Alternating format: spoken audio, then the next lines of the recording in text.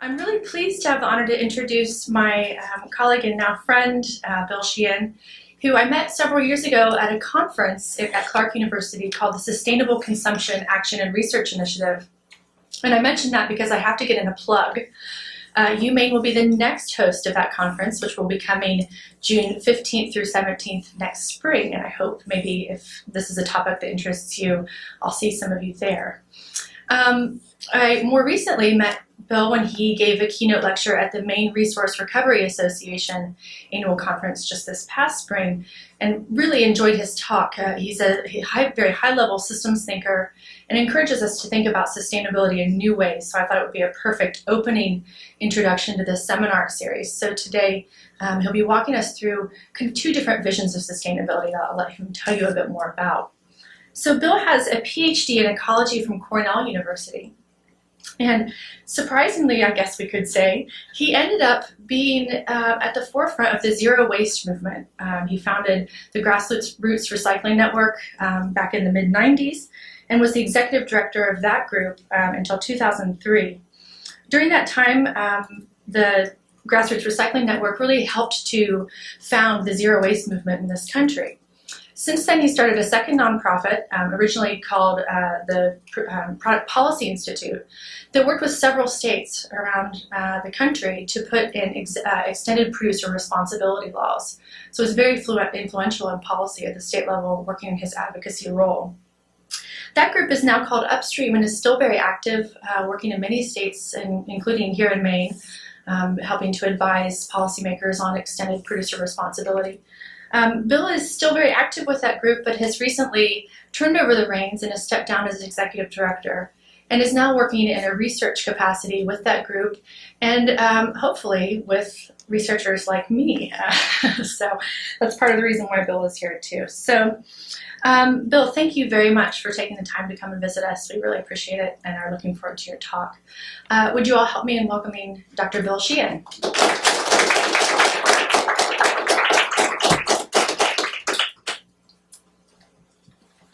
Well, thank you very much, Dr. Eisenhower, for inviting me and putting me up, or was it putting up with me, I should say. And thanks to all the really good and wonderful people whom I've had the pleasure of meeting and talking with since I've been up here since last Thursday night. And I thank Dr. Hart for hosting me at this Mitchell Center, which is really a center of excellence on sustainability research. So, as you've heard, my career has spanned both, has spanned both academia and public interest organizations. In academia, we seek truth and knowledge, and sometimes knowledge for its own sake. In the public interest sector, we focus on principles in the public interest and on action. So I spent the last 20 years working on sustainable production and consumption in the public interest sector. So I'll be speaking from that perspective today. Now, sustainability has become the master term for discussing visions of the future in a world in which the future looks increasingly more uncertain than it was just a couple of generations ago. I used to think that the term sustainability had become meaningless because it's used by everybody to mean lots of different things. But after studying its evolution, I now think that sustainability is indeed a useful term precisely because it reflects that diversity. And also, it expresses the inherent uncertainty about the future of our world. So today I want to do four things. First, explore how assumptions of nature's scarcity and abundance underlie our visions of sustainability and our prescriptions for action. Second, given my work over the last 20 years, I'll focus on material aspects of sustainability. I'll look first at products as embodied energy, and then I'll discuss the separate roles of disposal, consumption, and production of manufactured products in relation to sustainability. And finally, I'll survey the two competing visions of sustainability and real-world movements that most directly address sustainable production and consumption. So let's start by considering the origin of the term sustainability. And scarcity was taken for granted throughout most of human history, as you can imagine. It was a common assumption that nature was fundamentally constituted by scarcity, if not outright nastiness. The Bible mentions wilderness 300 times, and not one of them is positive. Since scarcity was a fundamental truism, thrift was a core value in numerous forms, not just in the economic frugality sense. And this is detailed at great length in a fascinating book, Thrift and Thriving in America, co-edited by Joshua Yates and James Davison Hunter. For example, American Puritans held thrift to be a spiritual value located in the community, whereas in the Victorian era, individual frugality was the basis of middle-class respectability. But all that changed with the discovery of a seemingly limitless source of concentrated energy, fossil fuels.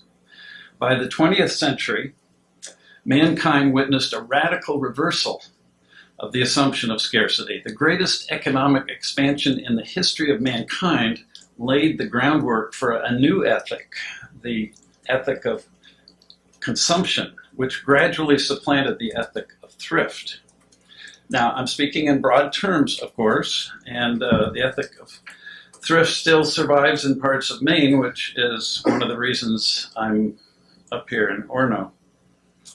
What people saw for the first time in history were the abundant fruits of technology within reach of almost everyone.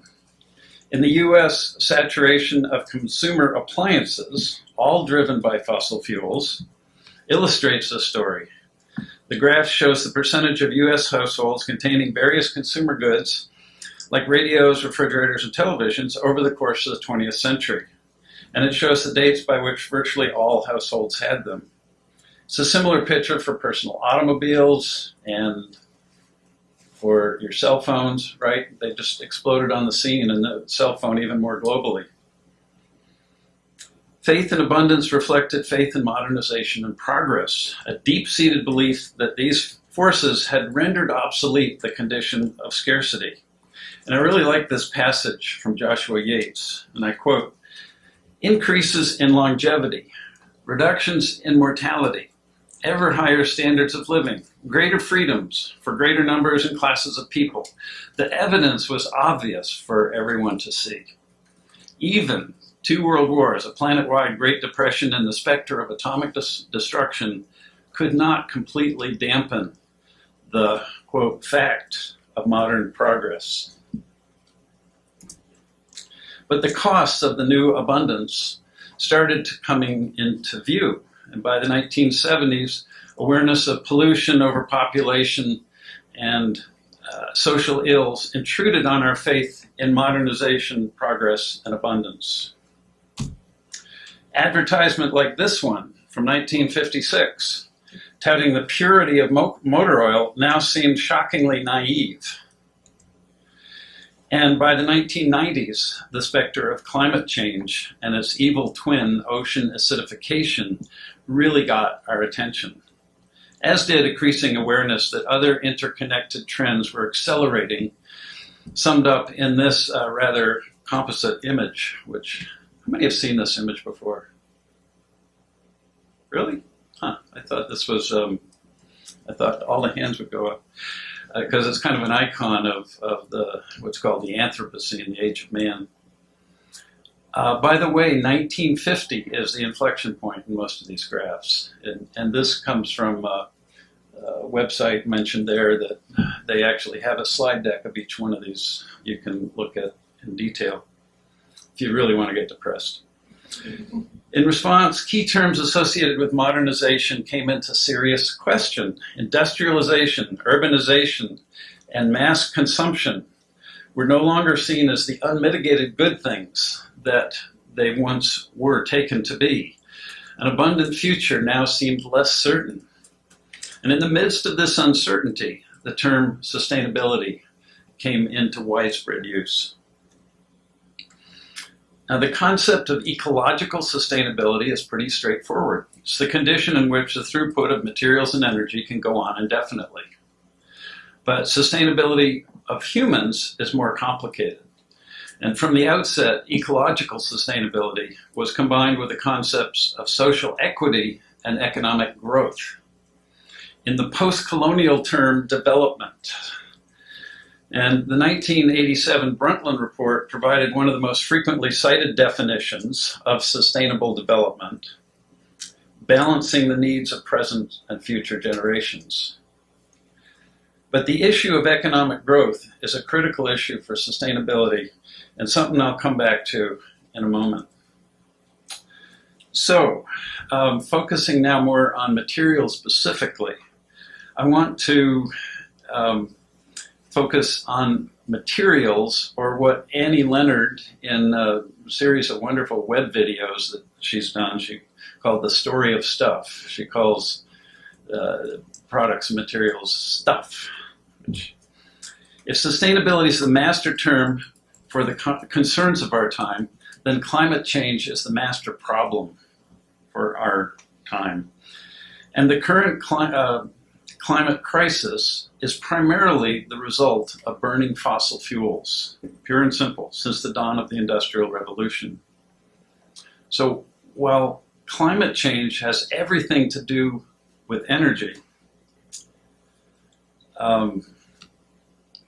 energy and energy use, it's also true that climate change is largely a function of the production, consumption, and disposal of material goods made possible by burning fossil fuels. And I want to explore that a little bit. Physicists have long understood that energy and matter are two sides of the same coin. And ecologists understand, as I mentioned, that ecological sustainability is a function of the throughput of both energy and materials through the biosphere. But people and governments have been slower to grasp the connection. In the realm of materials, the analogous concept is that stuff embodies energy. In particular, manufactured products embody the energy, mostly from burning fossil fuels, it took to extract, harvest, transport, manufacture, and sell the items in question. So one way of looking at greenhouse gas emissions is to ask the question, what's the ultimate function of burning fossil fuels? Why do we burn fossil fuels? And the surprising answer is, when you look at it from a consumption point of view, the largest fraction of greenhouse gas emissions is directly or indirectly related to the production, consumption, and disposal of manufactured goods and products. So several years ago, the US EPA determined, let's see if I can make this thing work, determined that 37% here of all US greenhouse gas emissions emitted within the geographic United States were due to the production and consumption of goods. And as I say, that's shown by the large blue bar on the left here. The note that it's larger than the other blue bars, this one for heating and lighting, this one for passenger transport, this one for food. I think that food's a little low, but nonetheless, the relative sizes of these are pretty striking. At the same time that EPA released its findings in 2009, my organization had commissioned and released the findings of a parallel analysis done by the same EPA contractor. And this analysis included all emissions, including the outsourced emissions that are released in other countries, and then we consume the products in our country. And the result was that 44%, the red bars include the total emissions that are based on products or everything done or products consumed in the United States.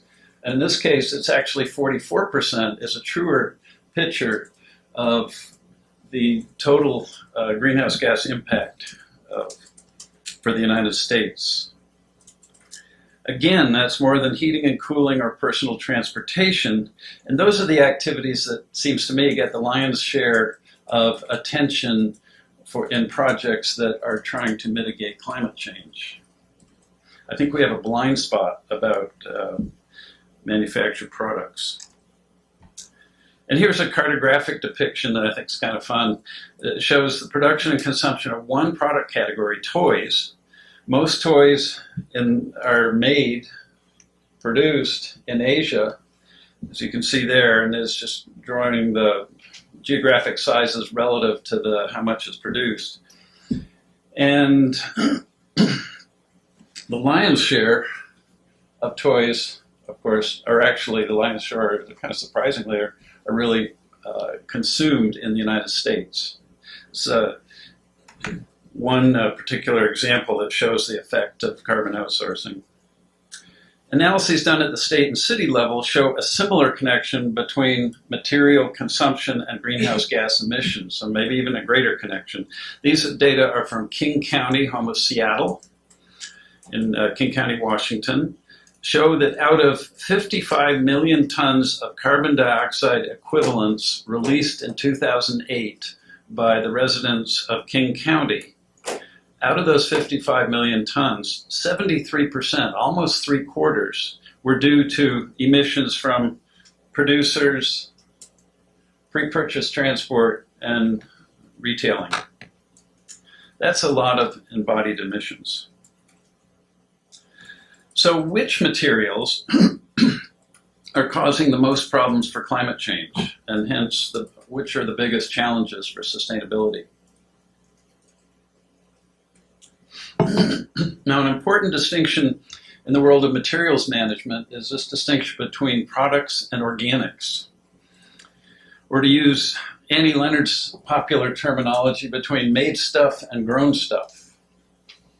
And products are things like paper that are made from grown stuff. They're generally recycled back into the industrial system. Organics are generally composted back into the earth. I'll note here that industrial scale processed food is kind of a hybrid. It originally starts out as something grown, but in the industrial, agricultural, and processing system, it seems to make many packaged foods similar to other manufactured products in terms of ecological impacts. So this distinction is useful because when we look at what Americans throw away, what has been managed by local governments over the last, and what's been managed by local governments over the last century, we see a really striking pattern. Now this is 1900, only data available for New York City. The largest amount was coal ash of what municipalities collected. Coal ash from heating and cooking. A smaller amount of food waste and a much smaller amount of manufactured products. And most of these were pretty simple, relatively non-toxic things like paper and glass. And you fast forward 40 years, now we are looking at data for the whole USA collected annually by the EPA. And we see that coal ash is out of the system. It's now an industrial responsibility. The organics have gone up somewhat because of the suburbanization of America. But what's really shot up is manufactured products. And you go forward another 40 years, and again, the dominant thing that strikes you here is the explosion of manufactured products in terms of what is managed of residential municipal solid waste. And this was 7%, this is 70%. So that's like a tenfold increase over the course of the century. And manufactured products are made in a more complex and diverse system than 100 years ago, and they travel in huge global supply chains at every stage, all of which means greenhouse gas emissions. So let's look next, so my point there is that I believe that products are the main issue for sustainability in terms of material aspects. So let's look next at the historical efforts to mitigate the negative impacts of manufactured products. The economy has been traditionally conceptualized in terms of a system of production, consumption, and disposal. And I'm using disposal here to mean whatever happens to products or organic materials when people are done with them. Whether they're repaired, reused, recycled, composted, landfilled, incinerated, or anything else is disposal in a broad sense. So in terms of sustainability, we can see an arc here from moving from a focus on disposal to historically to consumption and up to production, and now even questioning that entire cycle. So first, let's look at disposal. The practices of disposing the fruits of our mass economy have developed over the last century in the context of the abundance worldview. Discards have been a given, and the key question has been an engineering question. How do we get rid of this stuff? How do we do it in the most efficient and cost-effective way?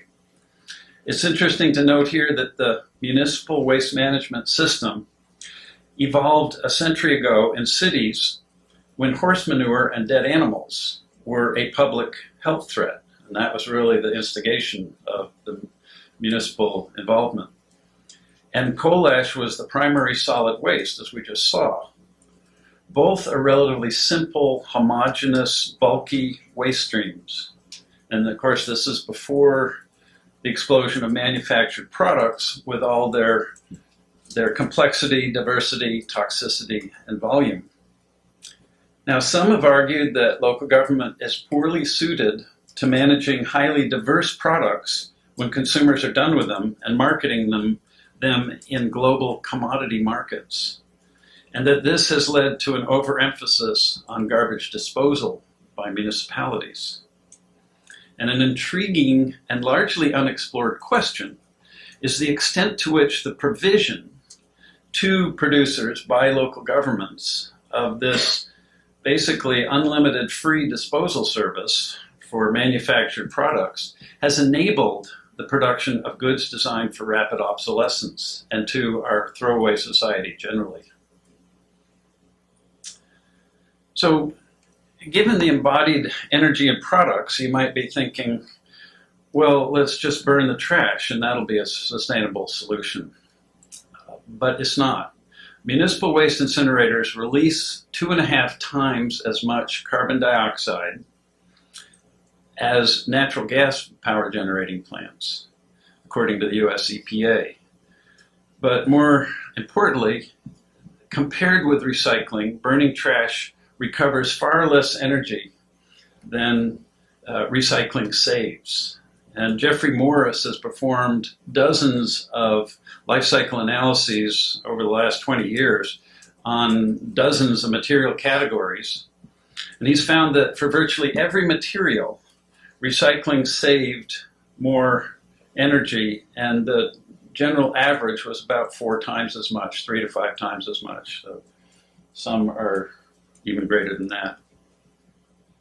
Burning trash for energy is like burning your furniture to heat your house, it seems to me, not in the long term sustainable. Now here's something even more important for macro sustainability. Municipal solid waste in the United States is probably between 1 and 3% of total domestic waste. Industrial waste is vastly greater and has gone largely unnoticed and unreported, which is a whole story in itself. Okay, let's look at consumption.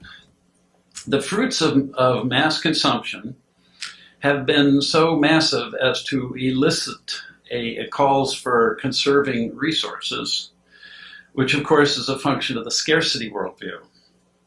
This concern gave rise to the 3 R's, reduce, reuse, recycle, which provided an outlet to those consumers concerned about thrift.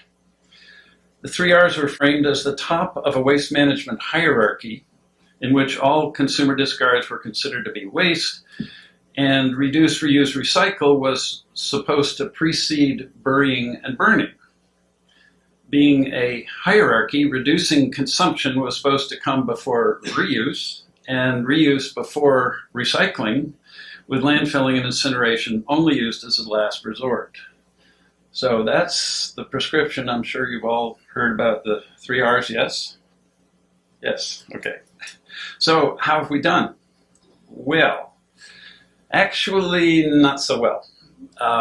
First, regarding waste disposal in the US, most municipal discards wind up as garbage and are buried or burned, between 60 and 70% in most states. This graph shows the percentage of discards wasted and recycled including composting, since 1960. And the red oval shows the decade when local governments first made huge investments in curbside recycling, which continue to this day. So only about a third of our discards are recycled, national averages, and recycling rates have been stagnant for a generation now. Reuse has gotten such short shrift that we don't even have good measurements for it, and that's something that Dr. Eisenhower is going to change here with the folks at the Mitchell Center of Sustainability, or at least planning to address it and study it, get some measurements of it.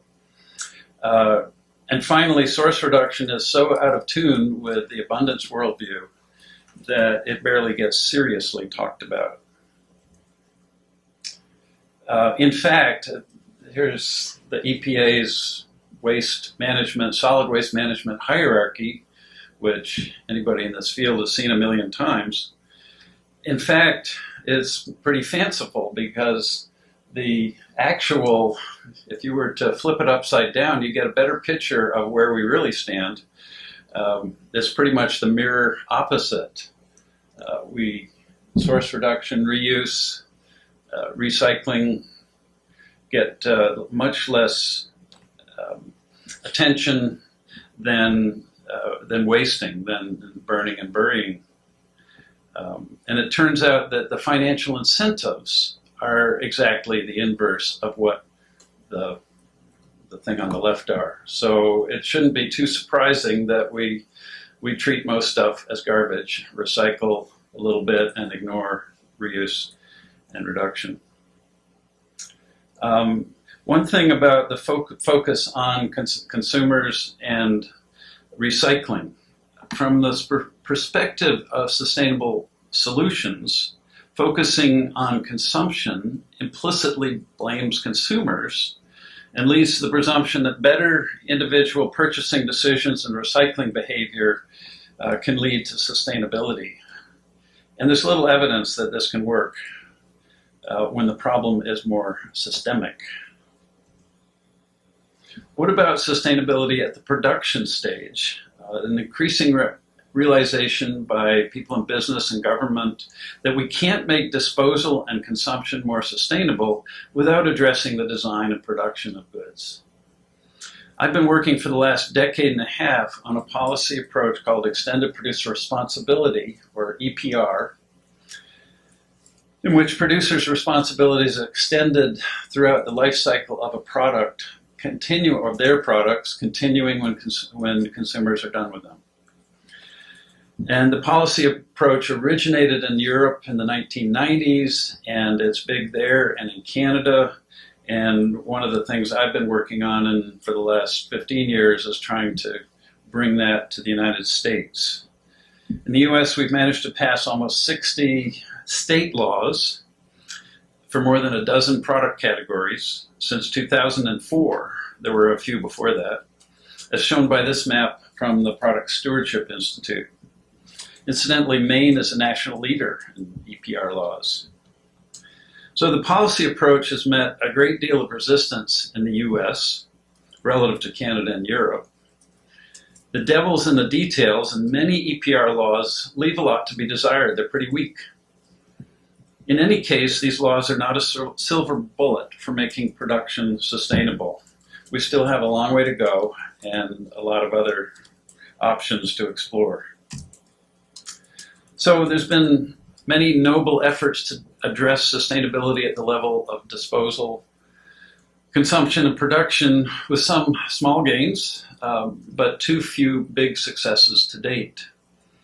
Let's step back and ask, which part of the production, consumption, disposal cycle is a root cause of climate change? Is it, lack of recycling infrastructure? If we had more recycling infrastructure and more landfill space? Is it imperfect consumer behavior? Is it poor product design? While each of these are contributing factors and need to be part of the solution, I think that the fundamental problem lies even deeper. The core problem may lie with the assumption that unlimited growth can be essential. It seems to be a bedrock assumption of most businesses, governments, and economists the world over that consumption and population can increase indefinitely, and that growth is necessary, inevitable, and desirable. As a biologist, I have a little trouble understanding this, and I'll come back to it. So finally, I want to return to the scarcity and abundance worldviews in the context of sustainable production and consumption, and mention two active movements that offer very different remedies for what ails our current material culture. I actually believe that the scarcity and abundance worldviews are part of a continuum, and those whose visions are more rooted in the abundance worldview and are more strongly rooted in the scarcity worldview. Those at the abundance end of the continuum, tend to be optimistic about human ability to solve problems using technology and innovation. So they've been called the techno-optimists and eco-modernists. At the extreme end are the climate change deniers, but in truth, most of those who hold the abundance worldview, I believe that they believe that our climate is changing and the problem is serious. Their perspectives range from a reluctant, we've messed up the climate and now we've got to learn how to manage it, to even to embracing technology and even talking about the good Anthropocene, the age of man in which we can learn to finally control nature. The Breakthrough Institute is at the forefront of the latter way of thinking. Ted Nordhaus and Michael Schellenberger, lead authors of the recent Eco-Modernist Manifesto, argue for embracing technology like nuclear energy, and GMO crops, among many other things, to, and I quote, intensify human activities, particularly farming, energy extraction, forestry, and settlement, so that they use less land and interfere less with the natural world. They put out a lot of very thought-provoking things. Yeah. The other one I wanted to mention is Cradle to Cradle co-author Bill McDonough. He's a proponent of the abundance worldview, I would say. 10 billion people, not a problem. Unleash innovation and we can redesign everything so it can be upcycled continuously. And there is no waste and everyone can thrive. The movement that best reflects the abundance mindset and addresses sustainable production and consumption is the circular economy movement. So the term circular economy is not new, but it has been very effectively popularized by Ellen MacArthur and her foundation in the UK. It was only established in 2010, 5 years, and in that time she has created a huge buzz in Europe that's now bleeding over to other places, including the US. And it's really popular, especially in business circles. It's been a perennial topic at the World Economic Forum in Davos, and now it's even being embraced by the European Commission, just talking about circular economy goals. So this map is from Ellen MacArthur's website of activity on the circular economy that that they are in touch with. You can see a number of points in the US here. The circular economy is ultimately about reforming the current industrial system. The primary emphasis is on engaging business leaders because it's argued that only large corporations have the resources and agility to move fast enough and far enough to make a difference in solving the big problems facing humanity. Business leaders tend to be optimistic about the future and to believe that technology and innovation can solve most problems without government regulation. They're probably drawn to the circular economy movement because it does not call for slowing rates of economic growth or consumption. And that is, doesn't call for selling fewer products, but rather for making products and product systems more efficient. The circular economy feels a bit to me like the civic zero waste movement that I helped launch 20 years ago. You know, zero waste, circular economy, what's not to like? It's one comes from the scarcity worldview, the other from the abundance worldview, but both are visionary, vague, and in and of themselves apolitical. So at the other end of the abundance scarcity continuum are those who believe that humanity's situation is more dire and calls for deeper changes. Relying on techno-fixes in the face of catastrophe is delusion, they believe. And nobody's framed this better than Naomi Klein in her book, This Changes Everything. It's a good read if you haven't read it. She makes the argument that much of the resistance to acting on climate change arises because global warming requires government regulation and limiting material growth. And if you don't like government regulation and limiting growth, then that is not for you. So recently, the strong moral case for action was recently made by Pope Francis in his June encyclical Laudato Si. Like Klein, the Pope emphasizes that unending material growth has a disastrous side, especially for the poor. What's needed is radical transformation of political and economic institutions. So it's tempting to paint the scarcity worldview as simply glass half full pessimism. And you might get that impression from images like this one, Richard Heinberg's book, The Party's Over. And indeed, while a third of the world has had its fossil fuel party, another third of the world hasn't even begun, you know. Heinberg is a senior fellow at the Post-Carbon Institute in California, where I incidentally am a fellow. Heinberg believes that our fossil-fueled economy is going to end, one way or another, in the next few decades. And we're going to have to transition to renewable energy sources, which is going to mean a radically different lifestyle for all of us. More localized, radically lower energy, because it's going to have to be based on renewable energy sources. That you just can't do the same kind of things that you can do with fossil fuels.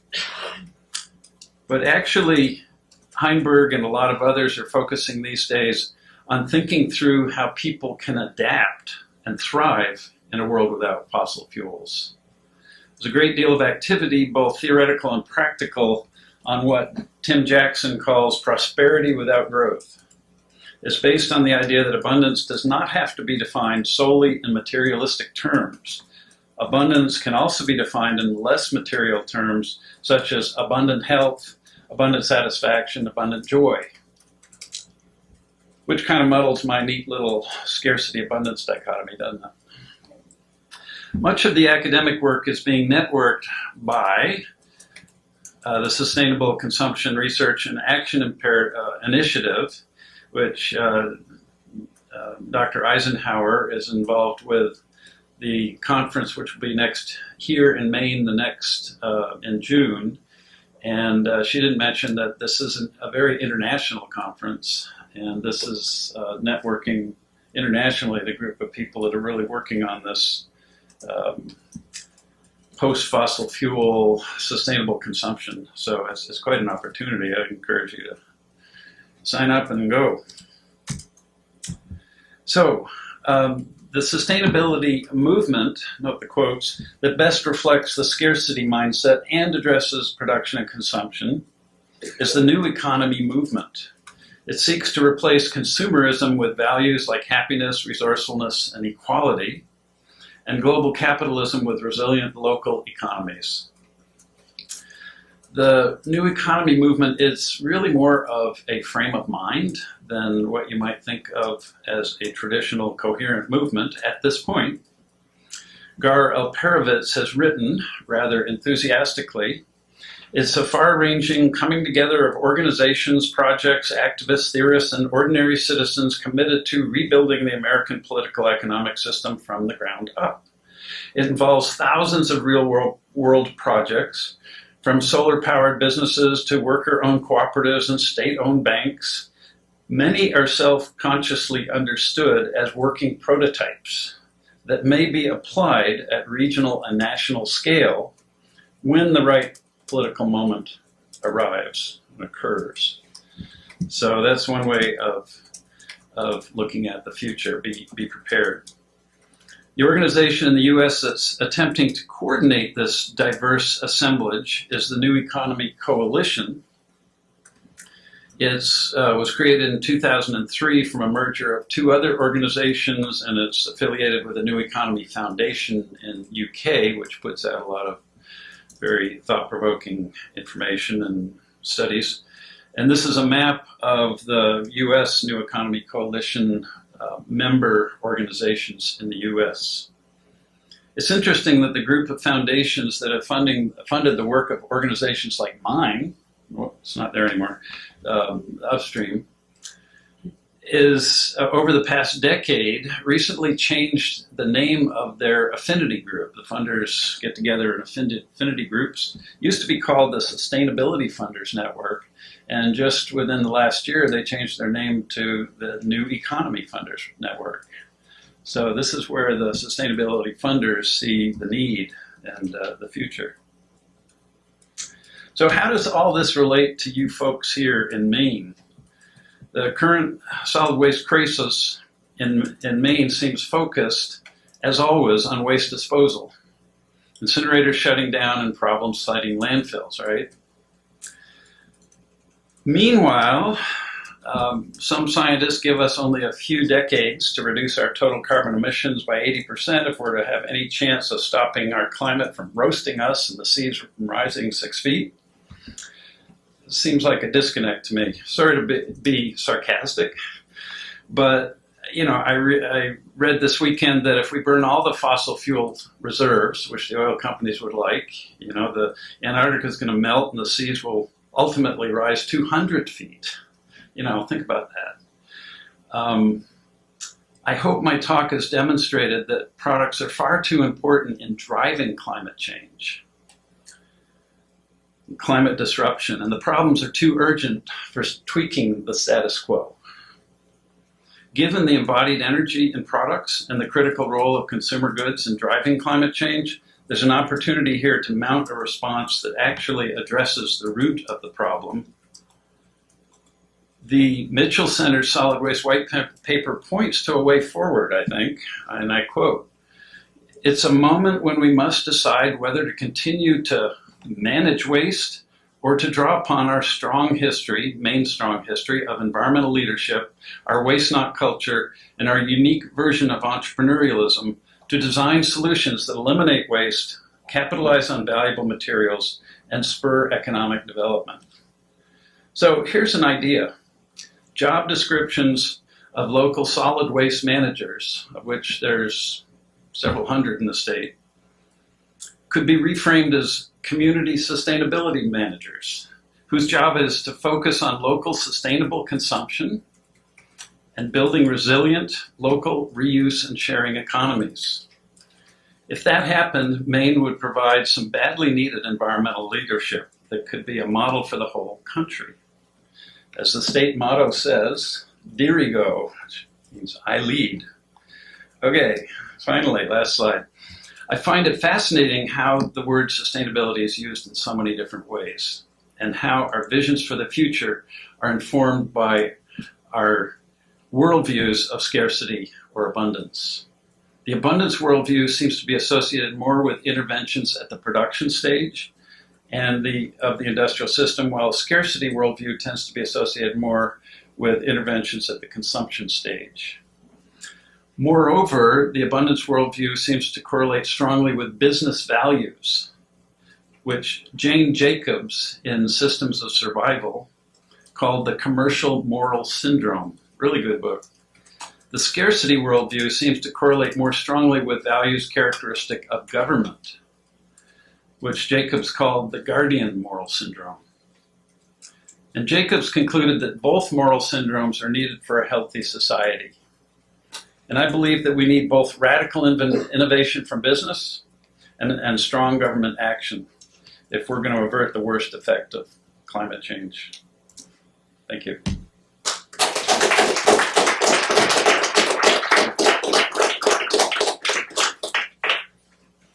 It's time for questions. Yeah. Okay, so do you think that the equality process movement has done all the work that it can do? Do I think the which movement? The quality process, like lean, as in Oh, you mean production level? production? Yeah, in terms of production. Sorry, I'm a former quality technician.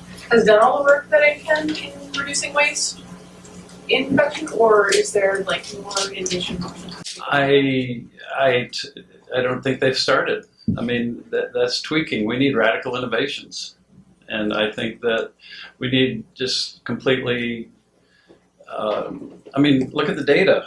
The climate is not more carbon emissions year after year. We've been talking about this for 30 years, and they keep going up.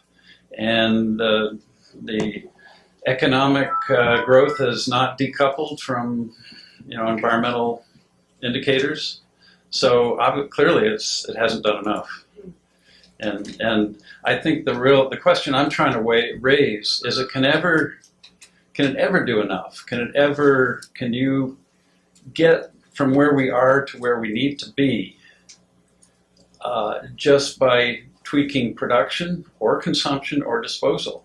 And I think that's a real question. If the whole system is based on, the whole capitalist system is based on continual growth, and there's no evidence that this decoupling has worked to this point, then it's a question of where that leads. And I was saying to David at lunch, I think that if you're putting all your eggs in hope that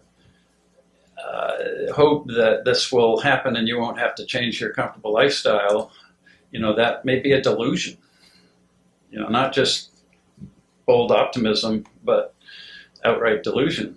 And so my feeling is that, we need to look at the data, take it seriously, and take relevant action, and not stop the breakthrough innovations, but not rely on them to save our bacon.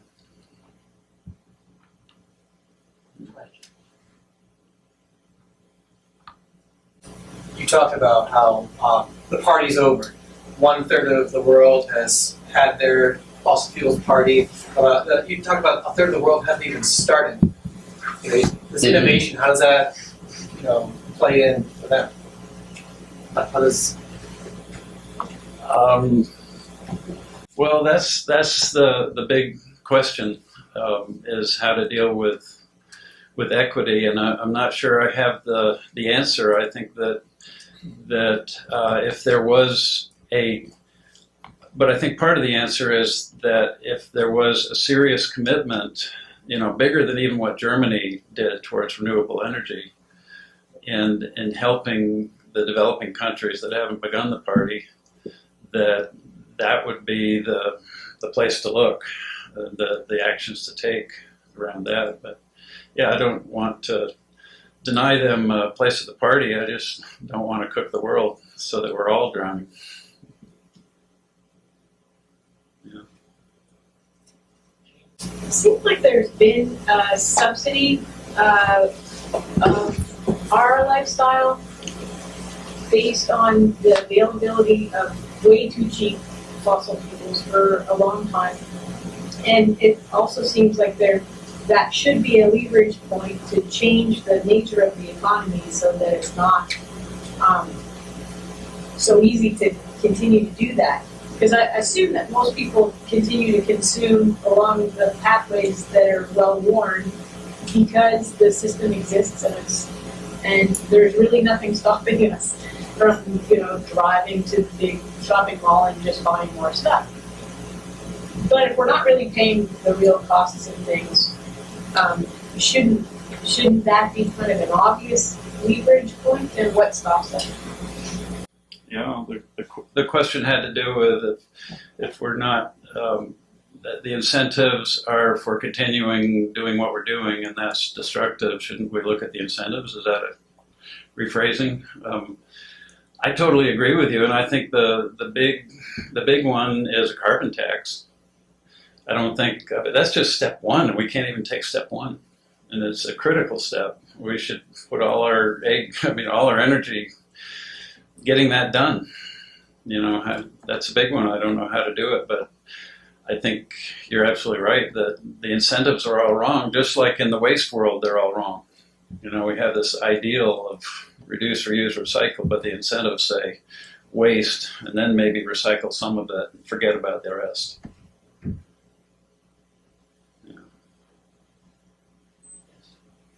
It looks like if we're going to change, it's going to start from us, the market, because we are the consumers of all these products. How does that revolution looks like? Right? And what can we do what can I do to start? Well, that's an excellent question. You said that it looks like the change is going to have to come from the consumers. What can I do?